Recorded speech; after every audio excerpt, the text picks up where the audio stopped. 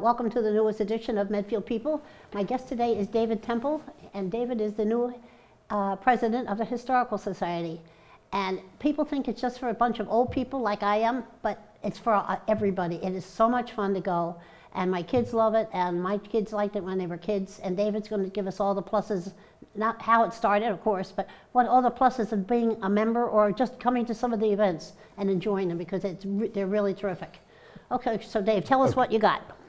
Well, to go back to the beginning, it was founded in 1891. I'm just giving you a hard time on this. Okay.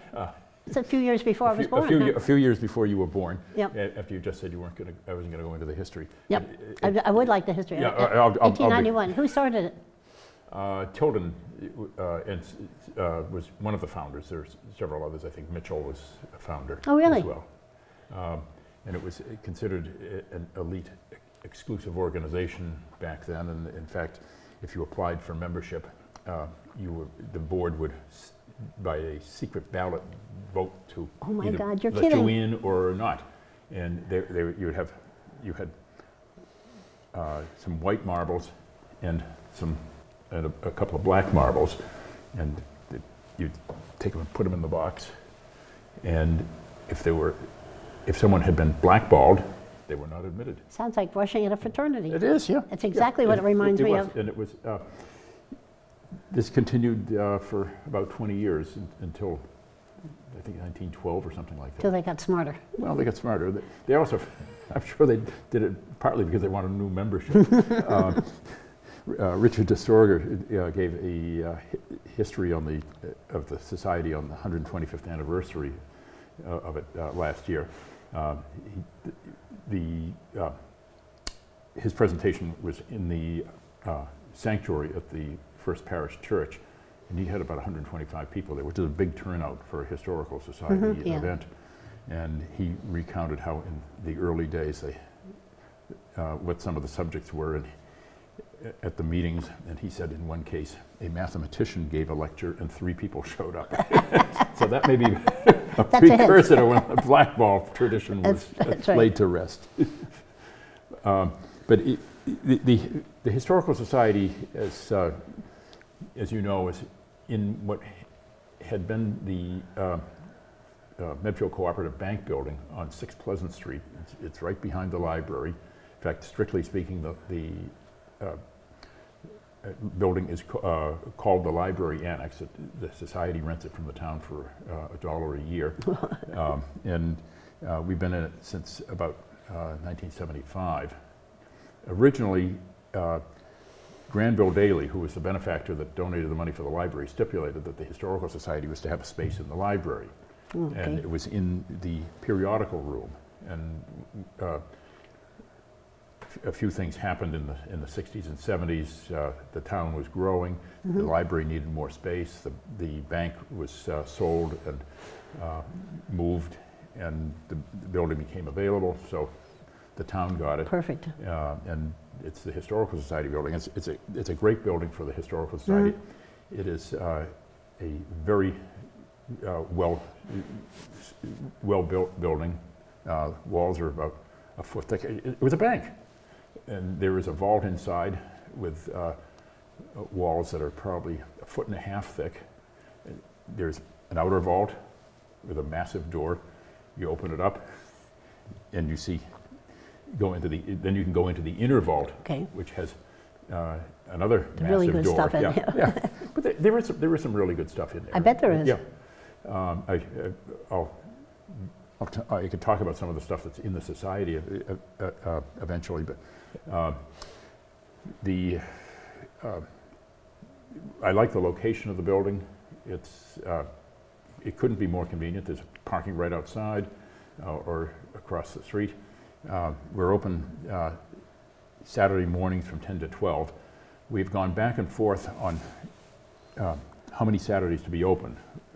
We'd like to be open every Saturday from 10 to 12, but we often have Saturdays when no one shows up, and we find it hard to get volunteers to sit there for a couple of hours waiting for nobody to show up. How many members do you have? We have a couple hundred. I mean, paying members. How about active members? How active is active? Willing to do their stint. Willing to do this. They're probably, you know, the 80-20 rule, where 80% of the people do 20% of the work. 80% of the work gets done by 20% of the people, and the other, and we have that applying in terms of the membership. There's always a few people that are highly motivated and contribute a lot, and there are others who pay their dues, and there are others who are just members of the public who get our electronic newsletter, the portal, and that goes out to 600 or 700 people, and that's really across the country. But we had a print newsletter until about 10 years ago, and we phased it out. I remember that. Yeah, it was the Historical Society Quarterly, which, as far as I know, never came out more than 3 times a year. This is pretty close to a monthly. We did a July-August issue, and we'll do a November-December issue, but otherwise it comes out monthly, and it coincides in many cases with the monthly presentation at the old meeting house, also known as the First Parish Unitarian Universalist Church. Those presentations are the first Monday of October, November, February, March, and April. So we have a newsletter coming out a few days before that first presentation, so people know about it. But the newsletter does, since we've been doing the newsletter online, we get a lot more inquiries from people out of state. Really? Yeah, most of the people who get the newsletter are out of state. There are a lot of former Medfield people. There are other people that, for one reason or another, are interested in Medfield history. There's a guy named Ted Wheelock who lives in Pittsburgh, California, who's a descendant of Ralph Wheelock. I assume so. Yeah, you're right. Well, Ralph and his wife had about 10 children, and we had a guy whose name is not Wheelock come and make a presentation last year about the Wheelock's descendants, and there are a lot of them that have been had distinguished careers. Wheelock College is a descendant. Wheelock was a founder of Dartmouth College. I remember when I was a kid, my father had a piano that said Wheelock, New York, and that was one of Wheelock's descendants. Another one was a partner, I think, with. I'm trying to think. I may have my Masons mixed up, but there, he was. I think he was a partner with Mason and Hamlin that used to make great pianos. Can anybody at all go to those Monday night meetings? Yeah, it's wide open. We encourage anybody to come who is interested in history. They start at 7:30. I make a few announcements at the beginning, and then I have a speaker. And it's generally about Medfield history. Medfield has an amazingly rich history for a town of 12,000 people. I realize that. Yeah. I'm always amazed. Yeah. It was settled in 1649, so it's been around enough time to have accumulated the history, but there are plenty of small towns like Medfield that where really nothing happns. Of course, when I was a kid, we all called it Deadfield. I know, my kids did too. You probably did when you were much younger too. Until you became I didn't live elected here to the when Board I of Selectmen. I didn't live here when I was young, so I was 35, I think, when we moved here. But Actually, 30. I was 30 when we moved here. Now I Okay. think I'm back. well, Richard DeSorger, the former town historian, has written several books about Medfield. He runs a regular column in the Hometown Weekly, which he's still doing even though he's moved to Mashpee on the Cape. So who's going to be the historian now? Well, the post is really is vacant as far as I could tell. Yeah, we It's should funny. get somebody in there. I suppose so. Richard knew so much more about Medfield history than anybody else. Barbara Layton. She was a good one. She knows a great deal about Medfield history. Barbara is about to turn 100. Wow. And I don't think she is, well, we'd give her a 10-year contract if she became the town historian. But there really isn't anybody else that jumps up. In a sense, I find it's scary to say this, but I probably know more about Medfield history than anybody else in town right now. Could you apply for that? I haven't thought of it. Nobody's asked me. I'm suggesting right now. I think we should have one. Well, and Richard's moved, so. Yeah. I don't know. I want to look at the job description. and the salary, of course. And the salary, yes. Well, it's got to be better than what I make as president of the Historical Society. No, I just think it's an important position, and Richard's moved on, and obviously has other interests. Yeah. But there will always be people who are interested in it. I hope so. But when Richard left, I thought it was the most significant departure since Tilden died. And Tilden wrote this, the Bible. I have it. Yeah. The history of Medfield, of the town of Medfield, Massachusetts, 1650 to 1886, by William S. Tilden, and it has 600 odd pages in it. The last half of it is about genealogy, so if you're wondering about a family, it's in there. Mm-hmm. Richard Destorger wrote a follow-on book about it. Would you believe? History of the town of Medfield, Massachusetts, 1887 to 1925, and I believe this was part of a master's thesis. I think it was. When he was, this was, I guess, in the late 80s, early 90s, or something like that. It was part of his master's, Yeah. that's right. And it's a very entertaining book. In fact, I could probably open it to my favorite passage. What's your favorite passage? I have that at home too, but I don't. I don't think I have a favorite passage. Find it. Yeah. Okay. But I have quoted this more than once. History of Medfield, 1914, and he has the chapters with heading education, government, and blah blah blah. Transportation. The number of motor cars in Massachusetts showed a growing increase from 36,975 in 1911 to 57,197 in 1913. So this is in the 1914 history of Medfield. Mm-hmm. And here is contains that I think is funny. This is a little note that was slipped under the windshield wipers of cars, if they had windshield wipers at the time. To automobile owners and drivers. The automobile owners of Medfield are going to stop fast driving through this town. Before resorting to several permanent traps, we would like to take this method to regulate automobile traffic. Won't you personally help us when going through by not running faster than 12 miles an hour? You can go through the town at 12 miles an hour in 5 minutes. If you go fast, you cannot do it in less than 2.5 minutes. Will you please do your part to help us make traps unnecessary in Medfield? Show this card to your friends, automobile owners of Medfield, Mass.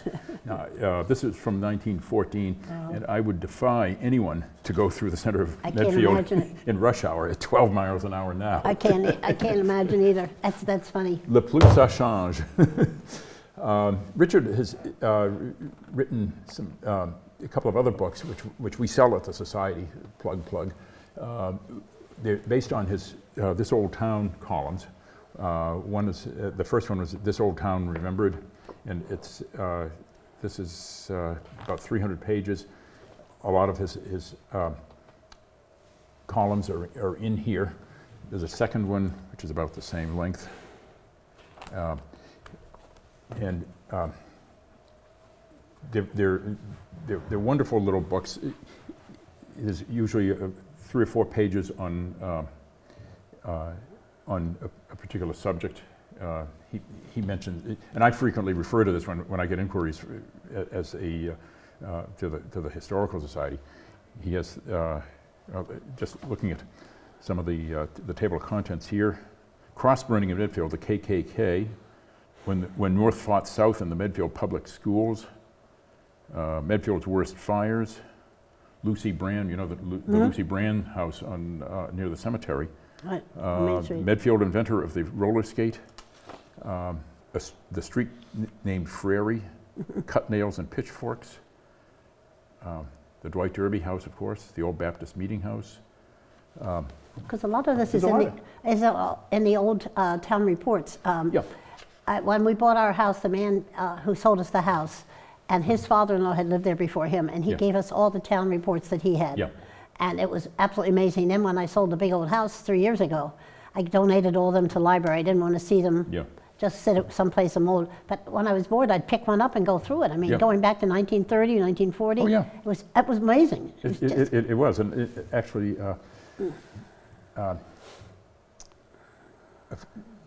few months ago, somebody dropped off a lot of stuff, including a 1950 town report. Okay. Now, I should say, apropos of the town reports, they're all available online. And we have a couple of paper copies, but I must admit, there's a glut of town reports around. And if somebody comes in with a town report from 1950 or whatever, we really don't need it. And we're trying to declutter the society with getting rid of duplicate stuff that takes up space and makes it harder to find the things we really need. Anyway, I got this 1950 town report that somebody dropped off, thumbed through it, and like many other people, you turn to the police report. And in 1950... You were arrested. What? You were arrested. Oh. No, but in 1950, Chief Coleman J. Hogan reported one murder in Medfield. Oh, I remember that one. Yeah, and there was not a word about this murder anywhere else in the town report.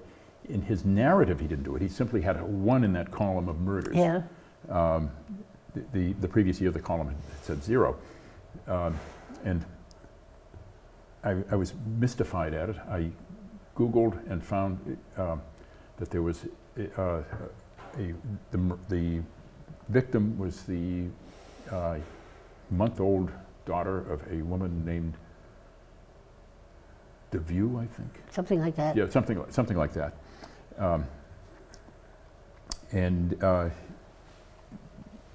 The only, when I Googled it, I found newspaper clippings from the Chicago Tribune and the Cincinnati Enquirer. Oh my That was the God. only place. Oh my God, that's nothing funny. in the Globe, the Herald, the Traveler, Yeah. or anything like that. And it just said that she had, the police had been called, and that this, it was. At first, they said it was that the woman had it appeared that she had drowned the infant. Then the autopsy showed strangulation as the cause of death. So I was curious about it. I called Billy Mann. He didn't remember it. This was before he was chief of police, but he was. He said he was driving a cab at that time for Newell in 1950, and he was kind of waiting to go into the Army. And he said, I knew everything that was going on in town, and it must have been very much hushed up. The woman was the daughter of somebody who lived in Medfield, but DeVue was her married name. Yeah. And actually, Hogan did keep a journal, and I got access to it. And the footnote to it is the journal indicates that she was sent to Medfield State Hospital, and she died in her sleep several months later. And it just Yeah, sad that ending, goes. sad story. Be a fun topic for your historical society meetings sometimes. Not just to have what murders occurred in Medfield, Yeah. but how about robberies? How about? Well, we had Bill Mann talk at I went to that. Yep. Yeah, right. He was great. But one time I remember I went to you had a thing about the history of sports in Medfield. Yeah. And my younger daughter was on the panel, and they were talking about girls' sports Yeah.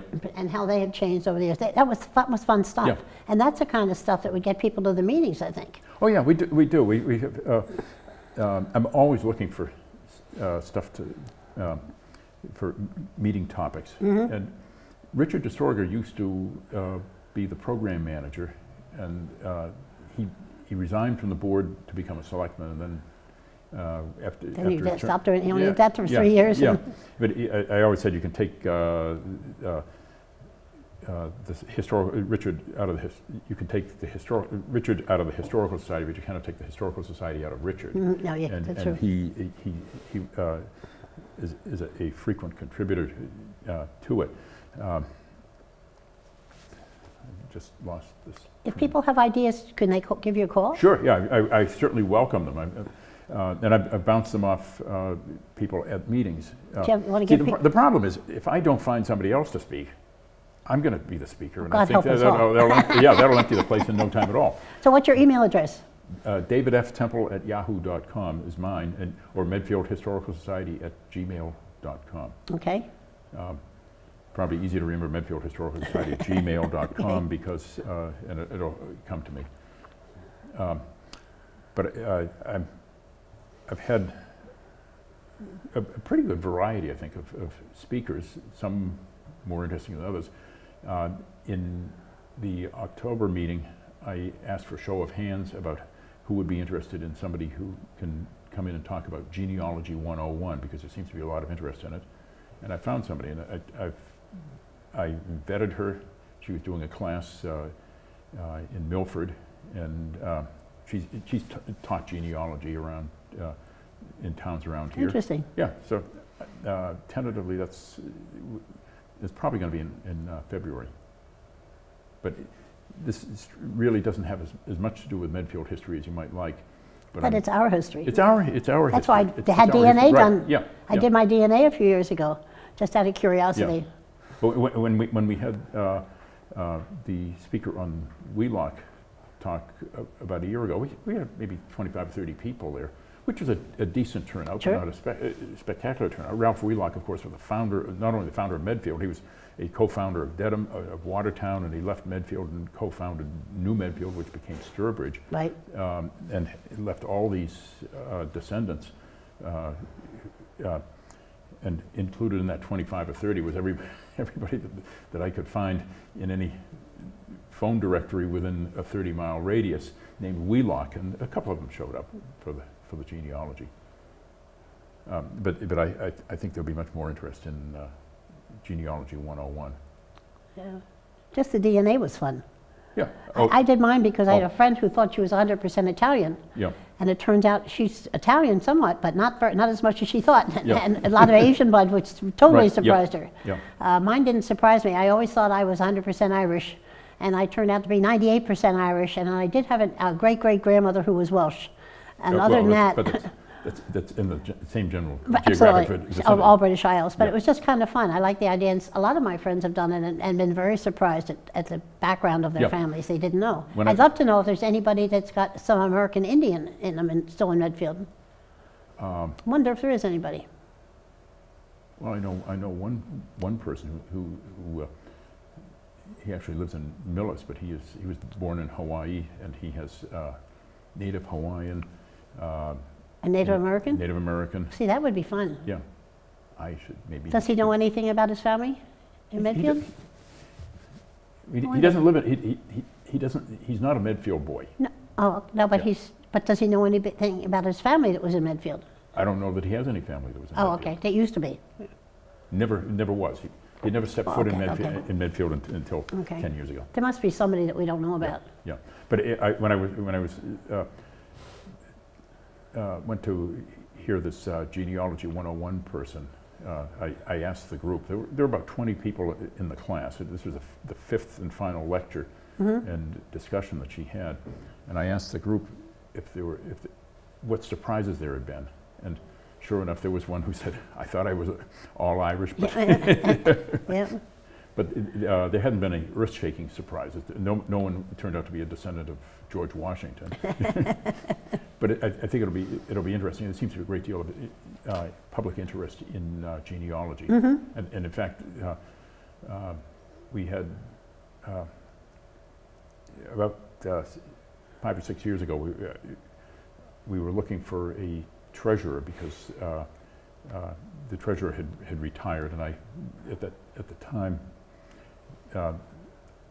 there was a recession, and I posted the treasurer's position to a Medfield networking group that met once a week at the UCC to swap job leads. Okay, I remember that. Out of that, I got the resume of a guy named Mike Stamer, who's now moved to Florida. But I looked at his resume when it came in, and he had worked at Fidelity for 25 years. And here, I was looking for a treasurer of the Historical Society, and he said his last job title at Fidelity was Vice President of Corporate Finance and Accounting. And I said, I think this guy can do the job. I think he can do the job. And several months later, I received a resume from somebody else who was in that group who said, I'm not your treasurer, but I'm interested in history, and I'm particularly interested in genealogy. And this was Joe Ellen Collins, who had been a VP of marketing at several small high-tech companies, which had gone the way of small high-tech companies. I said, oh, this is great, we can have a marketing person in here now. And it was really a very good time for the Historical Society when the two of them were there. Who do you think the most fascinating people were that lived in Medfield, going way back? The most fascinating? Most interesting, maybe. Well, I mean, E.V. Mitchell, the hat guy, would have to be. That's a big one. Would have to be one. I'll take my hat off for that one. Yeah. Well, excuse the pun. I've been with Mike Sullivan too long. By the way, I brought this. This is from the. From the hat factory. From the hat factory. The hat factory. For those who aren't up on their Medfield history, hats were the big industry in Medfield from about 1840 to 1960. There were several hat companies. They started out as mom and pop shops. There was one on Hale Place off South Street. There was one on Janes Avenue, and I think Janes himself was in the hat business. But the big hat factory was the one that was known at various times as Excelsior Hat Works, maybe. Okay. But the word Excelsior, and it was owned by Mitchell, by Edwin B. Mitchell. That's North Street then. The big one on North Street, which is the current site of certain school. Yes, the Montrose School. But Mitchell ran it from about 1880 to about 1910. He was a poor boy from Maine who had the good sense to marry the boss's daughter, and he did extremely well. He built it into at the time what was the second largest straw hat factory in the United States. The biggest one being, strangely, in Foxborough. Yeah. Other interesting people. I mean, we've all met interesting people in Medfield over the years. Yeah. But there's none that jumps out quite like Mitchell. The hat factory operated until 1960 or thereabouts.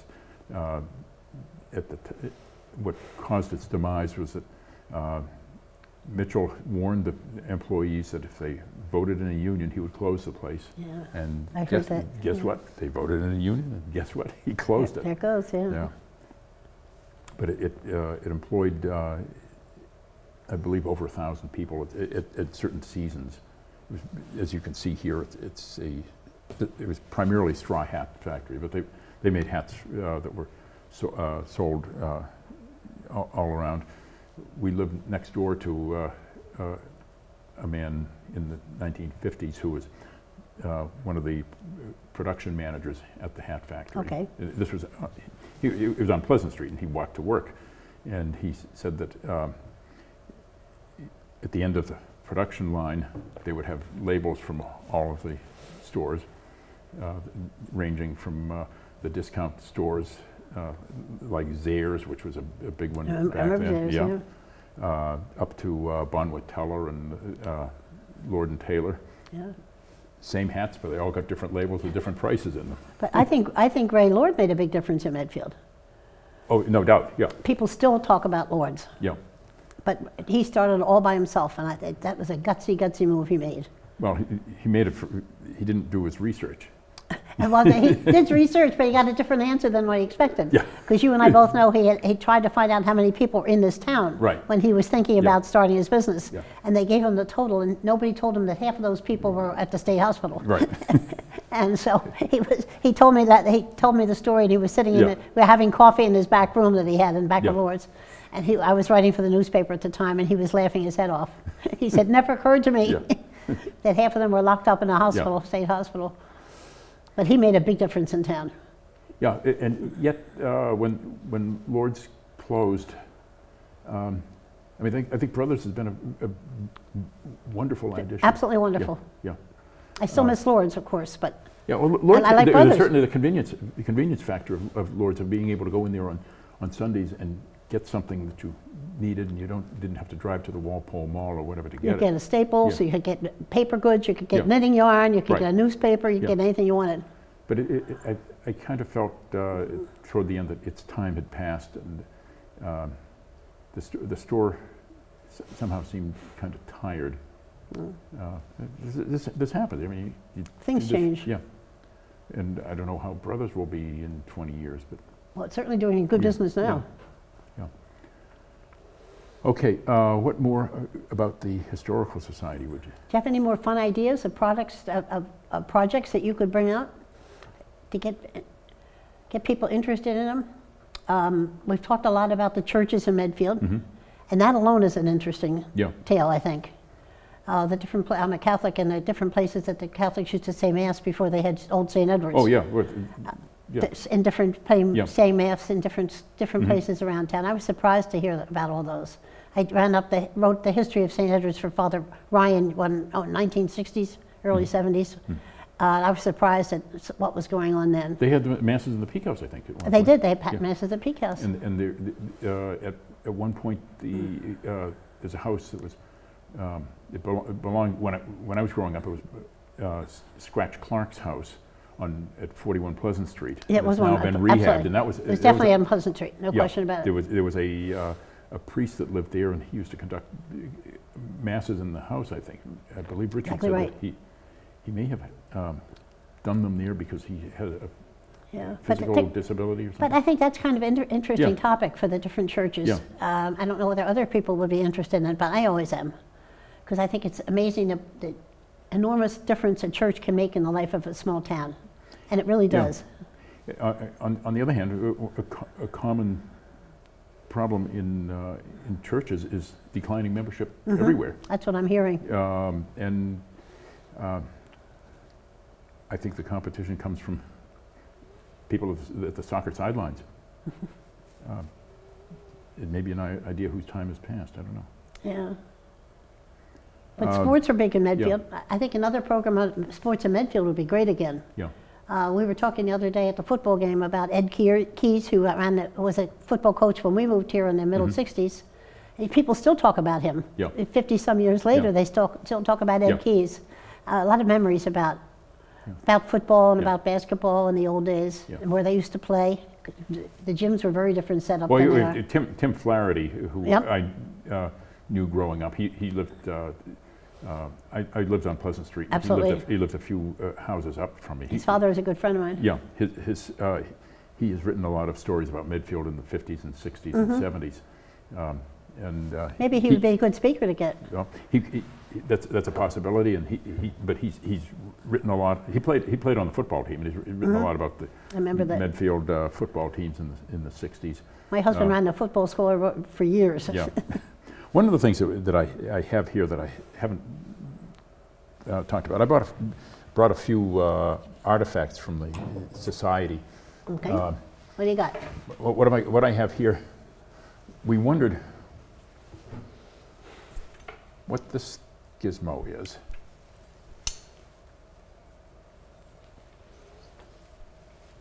Well, pick up a hot coal. No, a hot coal would just.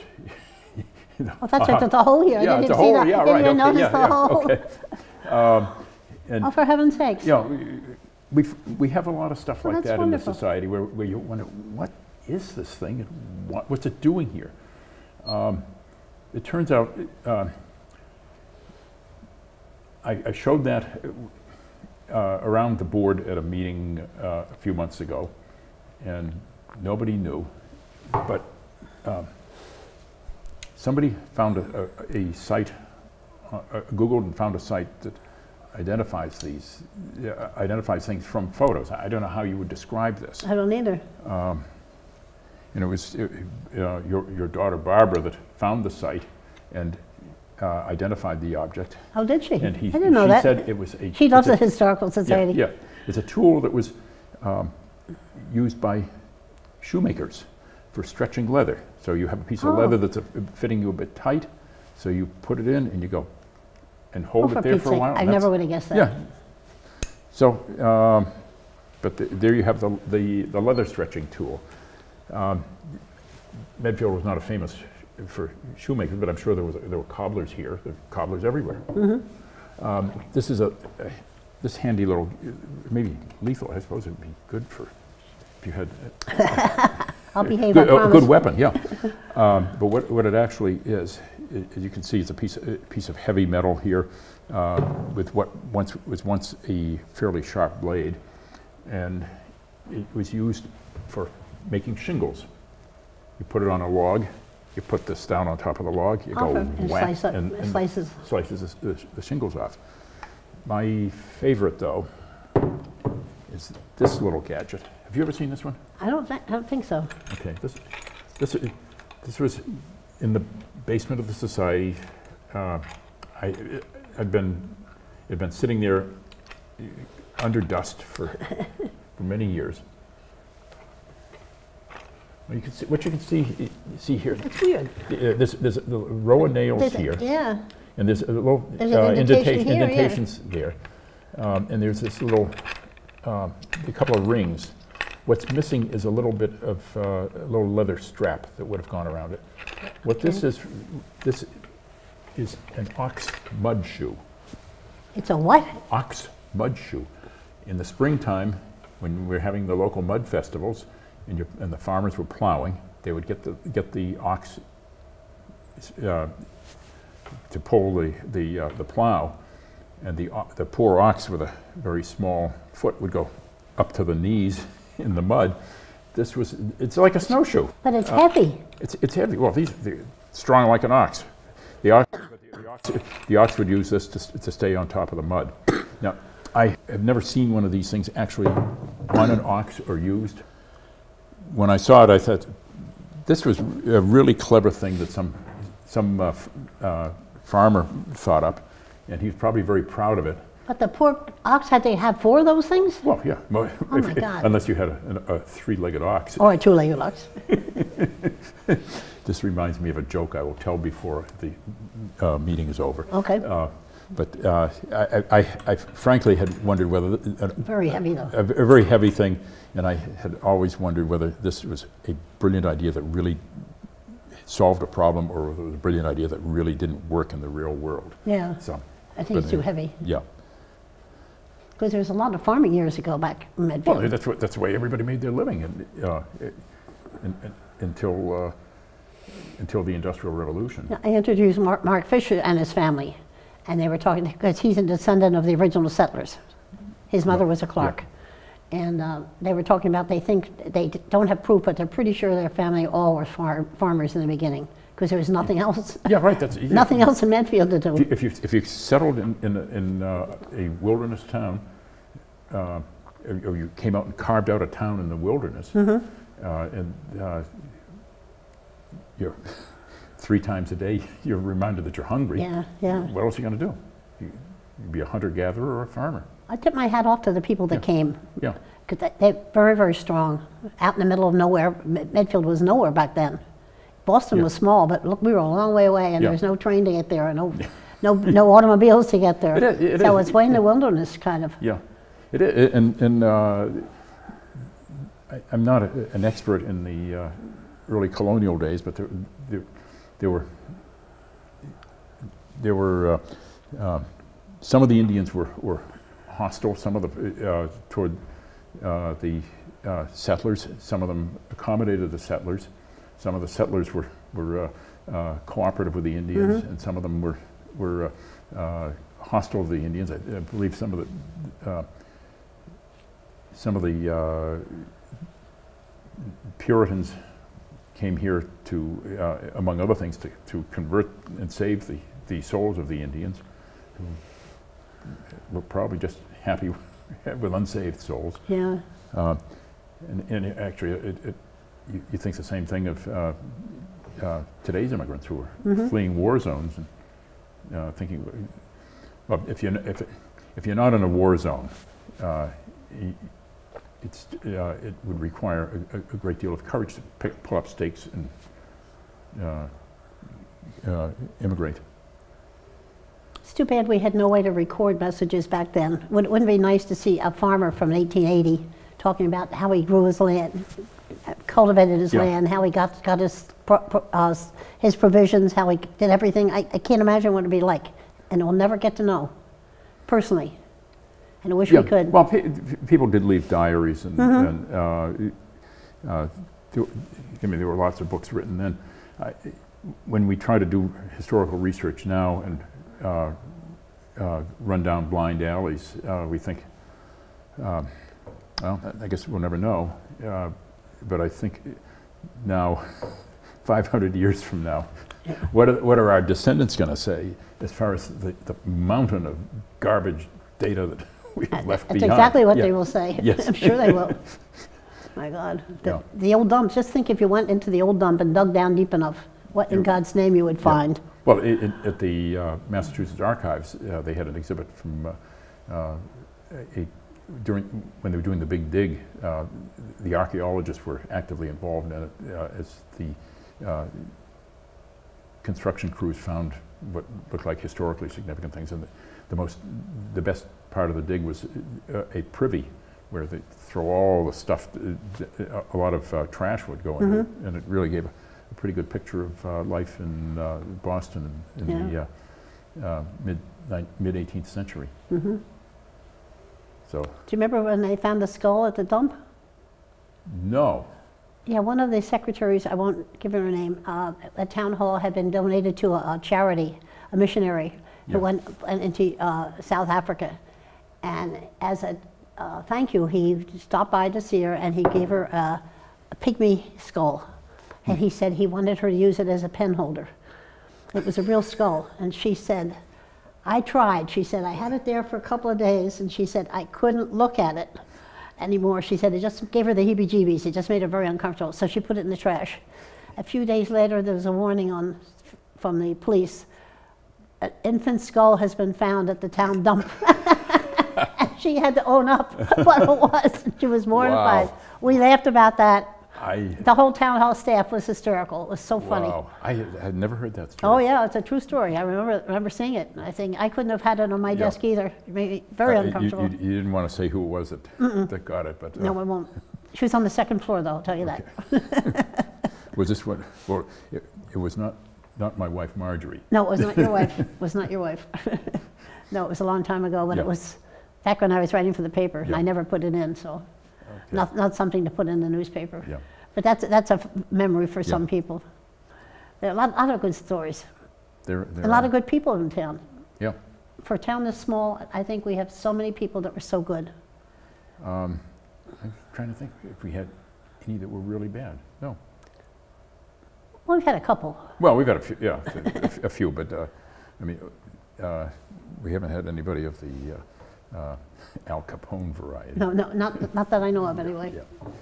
But I really think the Historical Society is fun to go to, and I hope people start giving it an idea on a Monday night. Yeah, and just dropping by. That first Monday of October, November, February, March, and April. It's at the old meeting house, the Unitarian Church. Starts at 7:30. You usually have something to drink and some cookies. And no, we don't. Oh, you don't used to? We used to. I know. But the Board of Health regulations, one thing. Oh, yeah. And the chronic problem with the Historical Society is getting volunteers, because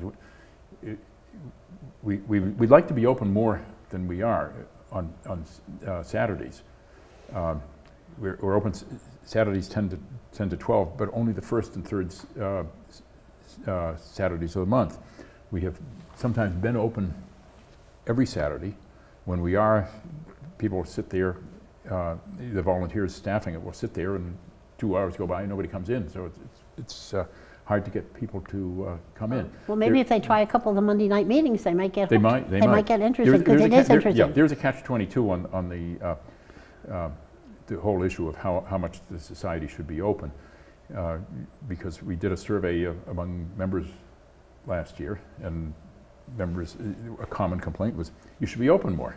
Well, how do you, if you're going to be open more, you got to get more volunteers to go there. Yeah. But if the volunteer is there and nobody shows up, they kind of run out of steam in a hurry. It's much more accessible via the internet, and from our website, and we send an email to Medfield Historical Society at gmail.com. I'll answer it, and come Monday nights and listen to what we've got to say. Well, Monday nights are at the church, though, correct? That's right. Church on North Street. Yeah. The only church on North Street that I'm aware of. It is, and I don't know if there's ever been another. Oh, the only one I can think of. Yeah, that church used to face North Street. And I was trying to remember when it was turned. It turned about 1840. That's the site of the first church from about 1651. It's a beautiful church. Yeah. And That is that's a great the third building on the site. But it's easy to get into because you direct access right from the ground level. It's very, very easy to get into. It's accessible. Yep. And plenty of parking around. Yeah. So I really hope some people give it a try. You have nothing to lose but an hour or two. Right. And I think they're going to enjoy it. I think they will too. Okay, well, thank you, David. Thank you for coming, thank you. and thank you for bringing your stuff. Yep. That's and great. if you have an ox and you get tired of having the ox sink up to its knees when it's pulling your plow, here you go. Is that your joke? Oh, the joke. I mentioned the three. You have a joke. I said you have 4 of them if you have a 4-legged ox, but the 3-legged ox. Well, the joke is about a farmer from the city who was out driving in the country, and he got lost, and he wanted to find his way back to the highway, and he stopped. He stopped at a farm. The farmer was out there feeding the pigs, and he stopped and he looked and asked the farmer for directions. And as the farmer started to explain how to get to the highway, the salesman, the driver said, "Oh, I noticed there's a pig over there who's got a wooden leg. How come?" And the farmer said, "Oh, that pig. That's the smartest pig that you'll ever see. I bought him in France several years ago. He was raised to sniff out truffles, and he's got a super sensitive nose. And you may have noticed down the road a little bit, there was an oil well. The pig smelled the oil on my property. That's the only oil well in the state, and he's made me a rich man." Wow, that's good. I'm impressed. How do I get back to the highway? Well, let me tell you something else, the farmer said. Last year we had a fire in the house. The pig smelled the smoke, came charging up the stairs, woke me and my wife up, and if it hadn't been for that pig, we'd have been burned to death. And the farmer, and the guy said, "Okay, I concede. He's a very smart pig. Why's he got a wooden leg?" And the farmer said, "Well, you dummy, when you have a pig that smart, you're not going to eat him all at once." Oh, God. Oh, that is terrible. That is terrible. Despite your joke. What I like about that joke is you laughed at it, and my 7-year-old granddaughter thought it was terrific too. I did laugh at it. Yeah.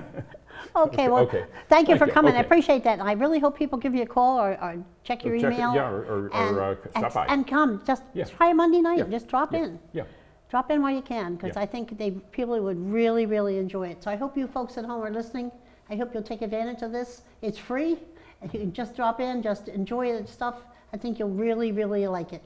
So thank you for watching Medfield TV, and we hope you'll tune in again.